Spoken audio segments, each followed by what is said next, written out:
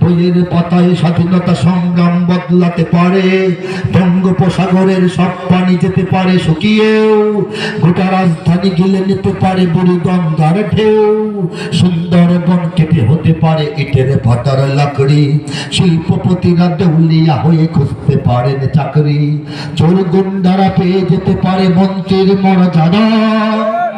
2010-এ লেখা, এরপরে কি চোর গুন্ডারা মন্ত্রী হয় নাই? চোর গুন্ডারা পেয়ে যেতে পারে মন্ত্রীর মর্যাদা, আইনের ফাঁকে কালো টাকা সব হয়ে যেতে পারে সাদা।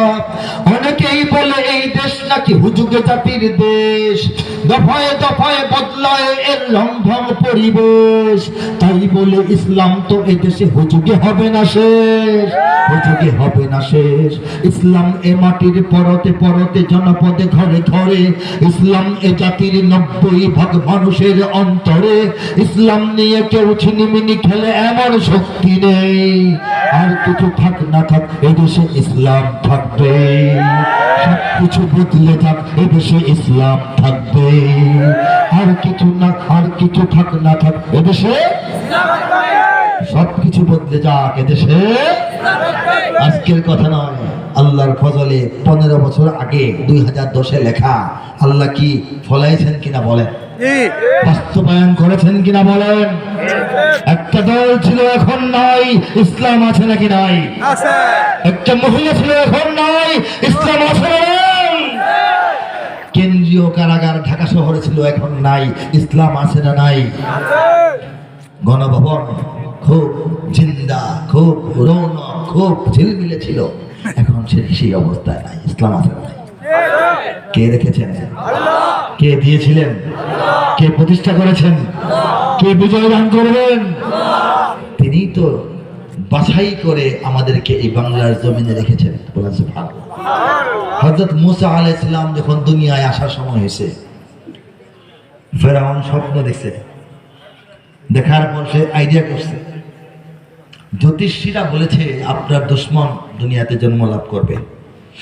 ফেরাউন ডিক্রি জারি করলো, ছেলে সন্তান জন্ম হলেই হত্যা করা হোক। ছেলে সন্তান আল্লাহ পাক মুসা আলাইহিস সালামের মায়ের গর্ভে দান করলেন, শিশু নবী মুসার জন্ম হলো। মায়ের পক্ষে সম্ভব ছিল কোনো ব্যবস্থা করা? সম্ভব ছিল? ব্যবস্থা কে করেছেন? রেপ পুলিশ আর্মি নামায় দিছে, সেই ব্যক্তির সিংহাসনে বসা অবস্থায় কোলের মধ্যে উনি লাফাবেন, তার কাঁধে উঠবেন, মাথায় উঠবেন, সেই ব্যবস্থা আল্লাহ করে দিয়েছেন। ফেরাউনের কোলে মুসাকে পাঠিয়ে দিয়েছেন নিরাপত্তার জন্য। বলেন সুবহানাল্লাহ। সেই আল্লাহ 20 কোটি মুসলমানকে এক ব্রাহ্মণ্যবাদী, আধিপত্যবাদী, এক তাওহীদ বিরোধী, মসজিদ ধ্বংসকারী রাষ্ট্রের ঘেরাওয়ের ভিতরে 20 কোটি তাওহীদপন্থী মুসলমানকে নীরবে নীরবে গোপনে গোপনে সংঘবদ্ধ করে দ্বীনের সৈনিক বানিয়ে ফেলেছেন। বলেছেন কারা কারা সেই সৈনিকদের কাতারে নাম লেখাইছি? বলেন লিল্লাহি তাকবীর, লিল্লাহি তাকবীর। আমাদের আওয়াজ হচ্ছে আল্লাহু আকবার। এই আল্লাহু আকবার আওয়াজ মিটিয়ে দেওয়ার জন্য, ভুলিয়ে দেওয়ার জন্য, মিশিয়ে ফেলার জন্য ওরা চেষ্টা করেছে। ওরা চেয়েছে আল্লাহু আকবার আওয়াজটা এই প্রজন্ম যেন ভুলে যায়, উচ্চারণ করতে লজ্জা পায়। তারা বোঝানোর চেষ্টা করেছে নারায়ে তাকবীর আল্লাহু আকবার অমুক দলের স্লোগান, নারায়ে তাকবীর আল্লাহু আকবার অমুক মার্কার স্লোগান, নারায়ে তাকবীর আল্লাহু আকবার যারা দেয় তারা জঙ্গি। এটা বোঝানোর চেষ্টা করে নাই? এটা হচ্ছে ওয়ামাকারু। এটা কি ওয়ামাকারু? তাদের ষড়যন্ত্র। ওয়ামাকারুল্লাহ, আল্লাহর যে কৌশল, আল্লাহর যে পরিকল্পনা, সেটা কোনটা? সেটা হচ্ছে এটা। আল্লাহ চেয়েছেন যে না, তোমরা যা চেয়েছো তা হতে আমি দেব না। আজকে তো তোমরা আল্লাহু আকবার আওয়াজ মিটিয়ে দেওয়ার চক্রান্ত করছো, কিন্তু এমন একদিন বাংলাদেশকে আমি অতি তাড়াতাড়ি দেখাবো, যেদিন শুধু মাহফিলের মঞ্চ থেকে নয়, মসজিদের মেম্বার থেকে নয়, দাড়ি টুপিওয়ালা মুখলিস মুত্তাকিদের মিছিল থেকে শুধু নয়, খেলার মাঠে যদি বাংলাদেশ গোল দেয়, বাংলাদেশের জনগণ আওয়াজ উঠাবে নারায়ে তাকবীর আল্লাহু আকবার।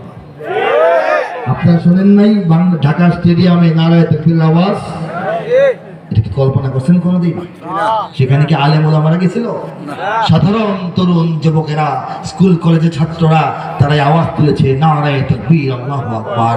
মিনিটের পর মিনিট এই আওয়াজে উত্তাল হয়ে উঠেছে বাংলাদেশের আকাশ বাতাস, কম্পন সৃষ্টি হয়েছে দিল্লির মসনদে। ঠিক কিনা বলেন?